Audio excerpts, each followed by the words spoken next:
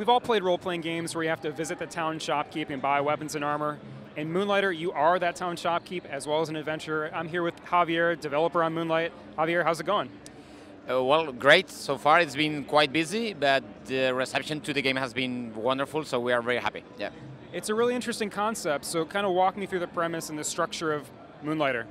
Sure, so the game has like two sides to it, because you play as Will, a shopkeeper, that in order to sell stuff on the shop needs to go during the nights to some dungeons nearby the town and fight enemies, find the right chest, get the loot, go back to the shop and then sell it for gold.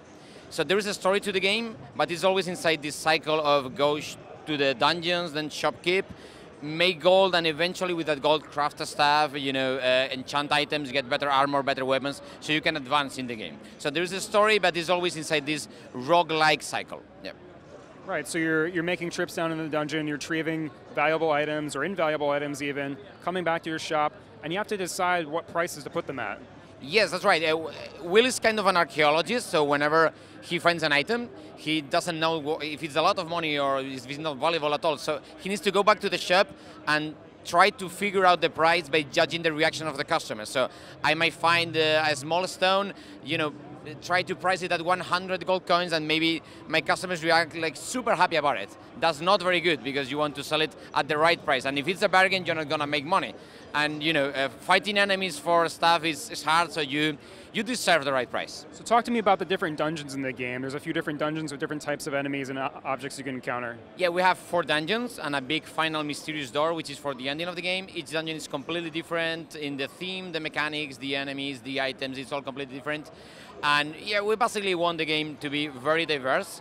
I think we have like a couple of hundreds of different items that you can work with. We have 5 families of weapons and around close to 100 weapons. There is a lot that you can do in terms of the content of the game. Great. So what's kind of your ultimate goal? How does the game end up, and about how long will it take us to get there?